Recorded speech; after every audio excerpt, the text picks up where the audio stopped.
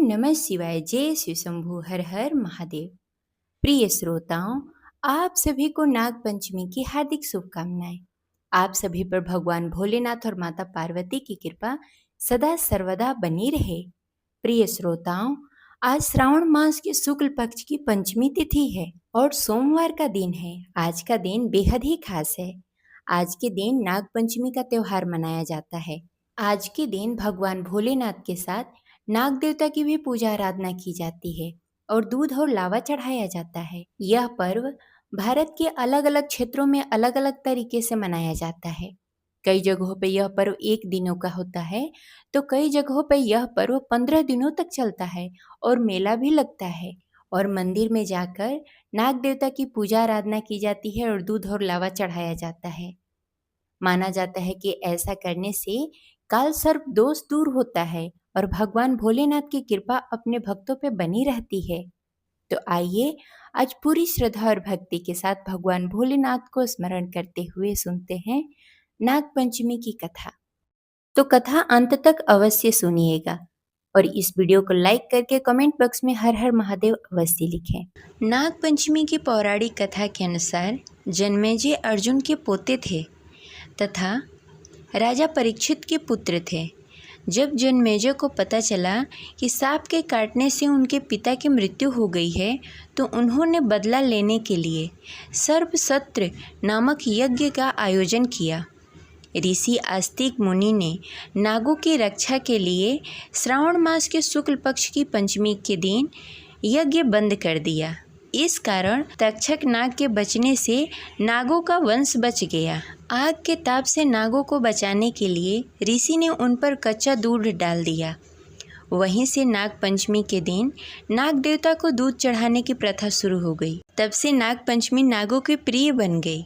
नागों ने आस्तिक मुनि से कहा कि पंचमी को जो भी मेरी पूजा करेंगे उसे नाग दंड का भय नहीं रहेगा।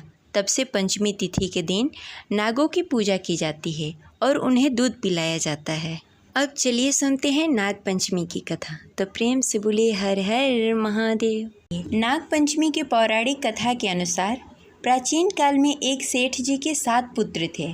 उनके 7 पुत्रों का विवाह हो चुका था। उनमें से सबसे छोटे पुत्र की पत्नी बहुत ही रूपवती और सर्वगुण संपन्न थी और बहुत ही सुशील थी, परंतु उनके कोई भाई नहीं थे।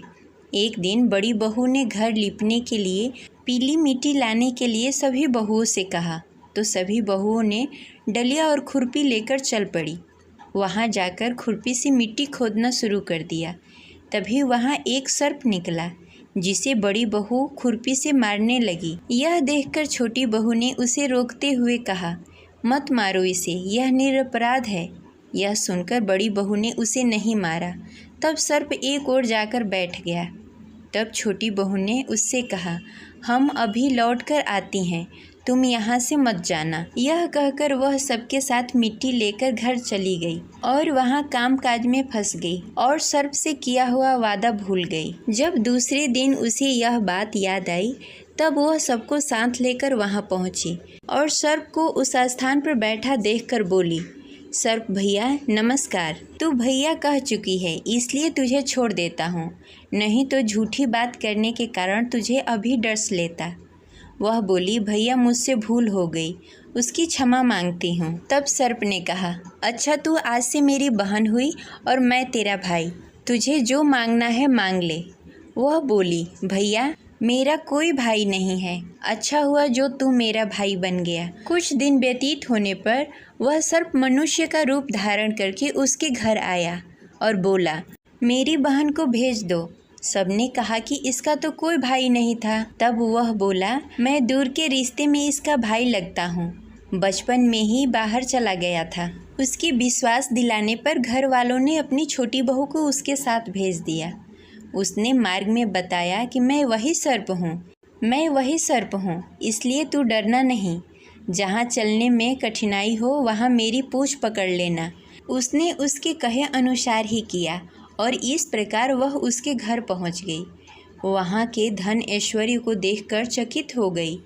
एक दिन सर्प की माता ने उससे कहा, मैं बाहर जा रही हूँ, तू अपने भैया को ठंडा दूध पिला देना। उसे यह बात ध्यान न रही और उसने गर्म दूध पिला दिया, जिससे उसका मुंह बुरी तरह जल गया। यह देखकर सर्प की माता बहुत क्रोधित हुई, परंतु सर्प के समझाने पर चुप हो गई। तब सर्प ने कहा कि बहन को अब उसके घर भेज देना चाहिए। तब सर्प और उसके पिता ने उसे बहुत सारा सोना, चांदी, जवाहरात, वस्त्र, आभूषण देकर उसे उसके ससुराल पहुंचा दिया। इतना सारा धन देखकर बड़ी बहू ईर्ष्या से बोली, भाई तो बड़ा धनवान है, तुझे तो उससे और भी धन लाना चाहिए। सर्प ने यह बात सुन ली और सारी वस्तुएं सोने के लाकर दे दिया। यह देखकर बड़ी बहू ने कहा, इन्हें झाड़ने के लिए झाड़ू भी सोने की होनी चाहिए। तब सर्प ने झाड़ू भी सोने की लाकर दे दी। सर्प ने छोटी बहू को हीरा और मणि से जड़ित एक अद्भुत हार दिया था। उसकी प्रशंसा उस देश की रानी ने भी सुनी थी। वह राजा से बोली कि सेठ जी की छोटी बहू का हार यहाँ आना चाहिए। राजा ने मंत्री को हुक्म दिया कि उससे वह हार लेकर शीघ्र उपस्थित हो। मंत्री ने सेठ जी से जाकर कहा कि रानी ने छोटी बहू का हार पहनने के लिए मांगा है, वह उससे लेकर मुझे दे दो। सेठ जी ने डर के कारण छोटी बहू से हार मांग लिया और उस मंत्री को दे दिया। छोटी बहू को यह बात बहुत बुरी लगी। उसने अपने भाई सर्प को याद किया और आने पर प्रार्थना की कि भैया, रानी ने हार छीन लिया है, तुम कुछ ऐसा करो कि जब वह हार पहने तो उसके गले में सांप का हो जाए, और जब वह मेरे पास आए तब वो हीरा और मणि से सुशोभित हार बन जाए। सर्प ने ठीक वैसा ही किया। जब रानी ने उस हार को पहना तब वह सर्प का हो गया। यह देखकर रानी चीख पड़ी और रोने लगी। यह देखकर राजा ने सेठ के पास खबर भिजवाई कि वह छोटी बहू को तुरंत भेज दे। सेठ जी डर गए और राजा न जाने क्या करेगा। वे स्वयं छोटी बहू को साथ लेकर उपस्थित हुआ। राजा ने छोटी बहू से पूछा, तूने क्या जादू किया है? मैं तुझे दंड दूंगा। छोटी बहू बोली, राजन धृष्टता क्षमा कीजिए, यह हार ही ऐसा है कि मेरे गले में हीरे और मणि का रहता है और दूसरे के गले में सर्प का बन जाता है। यह सुनकर राजा ने वह सर्प बना हार उसे देकर कहा कि अभी पहनकर दिखाओ।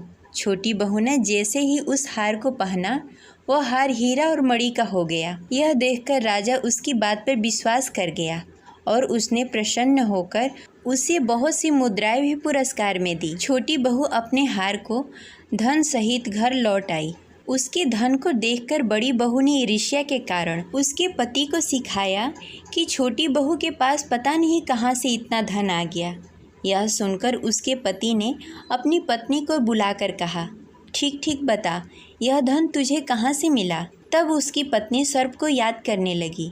तभी उसी समय सर्प ने प्रकट होकर कहा, यदि मेरी धर्म बहन के आचरण पर संदेह प्रकट किया तो मैं तुझे दंड दूंगा। यह सुनकर छोटी बहू का पति बहुत प्रसन्न हुआ और उसने सर्प देवता का बड़ा ही सत्कार किया। उसी दिन से नागपंचमी का त्यौहार मनाया जाता है और स्त्रियां सर्प को अपना भाई मानकर उसकी पूजा करती है। ये रही नागपंचमी की पौराणिक कथा। आपको कैसी लगी कमेंट बॉक्स में ज़रूर बताएं और इस वीडियो को लाइक अवश्य करें। हर हर महादेव।